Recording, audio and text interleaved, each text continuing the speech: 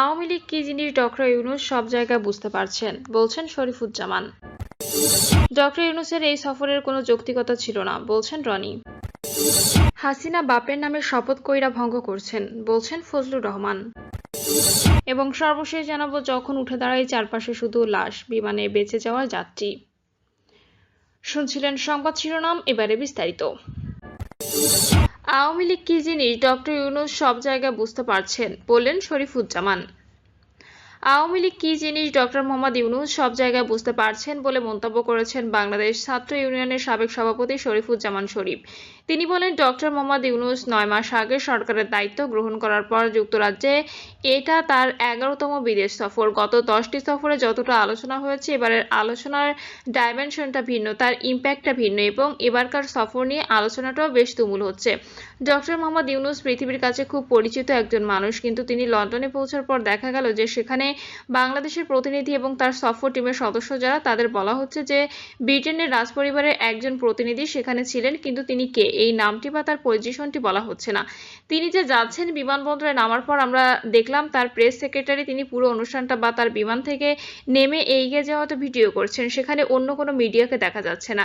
সেখানে যাওয়ার পর আওয়ামী লীগের নেতাকর্মীরা বিক্ষোভ করেন। এই সফরটি আলোচনায় এসেছে, তার একটা কারণ হচ্ছে টিউলিপের একটা চিঠিতে তিনি ডক্টর মোহাম্মদ ইউনূসের সঙ্গে দেখা করার আগ্রহ প্রকাশ করেছেন। তিনি তার অবস্থানটা ব্যাখ্যা করতে চান। যেহেতু তার দেশে ডক্টর ইউনূস যাচ্ছেন, তিনি স্বীকার করে নিয়েছেন যে তিনি লন্ডনের মানুষ এবং ওই দেশের নাগরিক, ওই দেশের রাজনীতিবিদ। সুতরাং বাংলাদেশ সরকার তার বিরুদ্ধে যে পদক্ষেপগুলো নিচ্ছে এই বিষয়ে তার অবস্থানটা তিনি বলতে চান। কিন্তু আমরা যতটুকু এখনো পর্যন্ত শুনেছি যে সেই বৈঠকটা সম্ভবত হচ্ছে না বা সরকার সেই সুযোগটা তাকে দিচ্ছে না।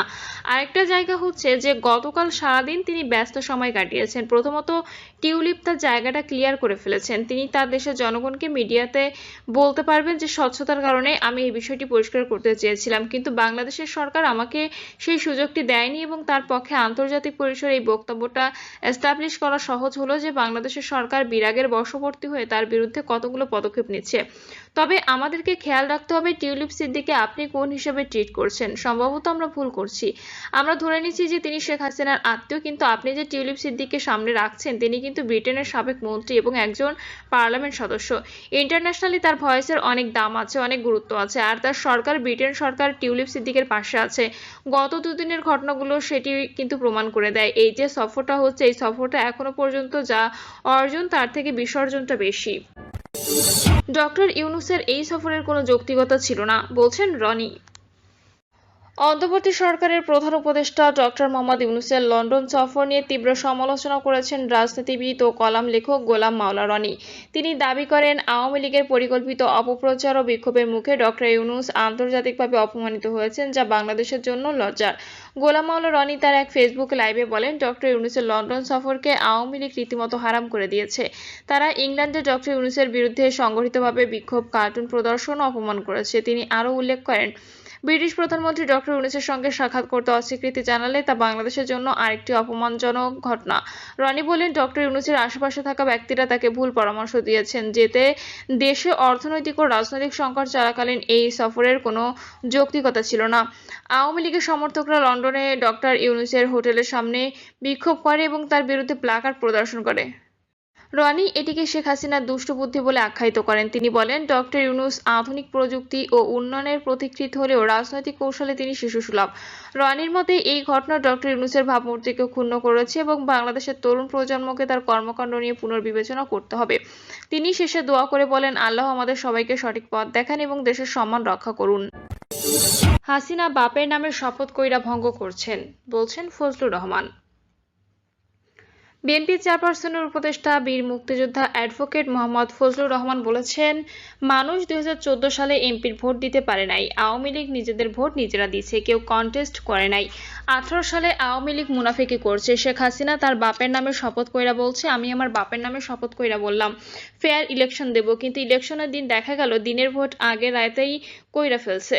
নিশি রাইদের এমপি বানাইলো আর 24 সালে আমি আর ডামি নির্বাচন করলো। প্রহসনের এসব নির্বাচনের কথা উল্লেখ করে অ্যাডভোকেট ফজলুর রহমান বলেন, আমি বলেছিলাম 7 জানুয়ারি 24 সালে শেখ হাসিনা যেদিন ইলেকশন করে আমাকে আয়শা ওই রাত্রেই যমুনা টেলিভিশনের সঞ্চালক বলল, এখন তো শেখ হাসিনা 5 বছর থাকবে, আপনারা তো তাকে ছাড়াতে পারবেন না। 5 বছর টিকিট পাইয়া গেলেন তিনি, 5 বছরের কনফার্মেশন পাইয়া গেল। আমি বলেছিলাম না হাসিনা 6 মাস থাকবো বলেন আপনি কে সরাইব? আপনার দল তো সব ঘরে এবং জেলে পলাইয়া গেছে এবং জেলে গেছে বিএনপি, কে সরাবে? আমি বলছি আল্লাহ সরাইব, আল্লাহ শ্রেষ্ঠ জীব, মানুষে সরাইব। আশরাফুল মাখলুকাত, আমি সেদিন বলেছিলাম জাইনা রাখেন, আল্লাহ যাকে ইচ্ছে সম্মান দেন এবং কেড়ে নিতে পারেন। তা হয়েছে কিনা? যেদিন হাসিনা গেছে 5ই আগস্ট, আমি 4 আগস্ট কইছি 24 ঘন্টার মধ্যে শেখ হাসিনা চইলা যাইব, তাই হইছে। যখন উঠে দাঁড়াই চারপাশে শুধু লাশ, বিমানে বেঁচে যাওয়া যাত্রী। ভারতের গুজরাটের আহমেদাবাদে এয়ার ইন্ডিয়ার যাত্রীবাহী উড়োজাহাজ বিধ্বস্ত হওয়ার পর এখনো পর্যন্ত 204 জনের মরদেহ উদ্ধার করা হয়েছে। সেই বিমান থেকে অলৌকিকভাবে বেঁচে যাওয়া একমাত্র ব্যক্তি বিশ্বকুমার রমেশ। তিনি একজন ব্রিটিশ নাগরিক, লন্ডনের বাসিন্দা। 40 বছর বয়সী রমেশ কথা বলেন হিন্দুস্তান টাইমসের সঙ্গে। তিনি বোয়িং 787 ড্রিম লাইনের বিধ্বস্ত হওয়ার পর তার চারপাশে মৃতদেহ দেখতে পান বলে বর্ণনা করেছেন।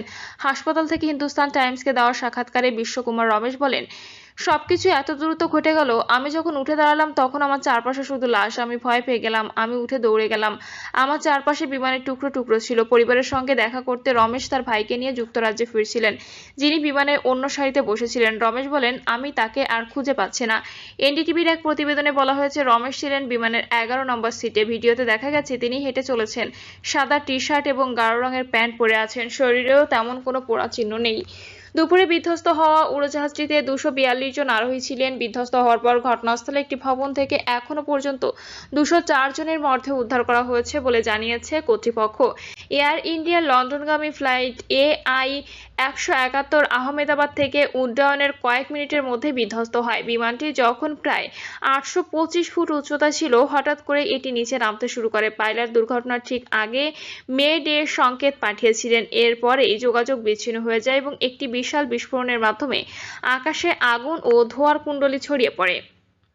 এয়ার ইন্ডিয়ার লন্ডনগামী ফ্লাইট AI 171 আহমেদাবাদ থেকে উড্ডয়নের কয়েক মিনিটের মধ্যে বিধ্বস্ত হয়। বিমানটি যখন প্রায় 825 ফুট উচ্চতা ছিল, হঠাৎ করে এটি নিচে নামতে শুরু করে। পাইলট দুর্ঘটনার ঠিক আগে মে ডে সংকেত পাঠিয়েছিলেন। এরপরেই যোগাযোগ বিচ্ছিন্ন হয়ে যায় এবং একটি বিশাল বিস্ফোরণের মাধ্যমে আকাশে আগুন ও ধোঁয়ার কুণ্ডলী ছড়িয়ে পড়ে।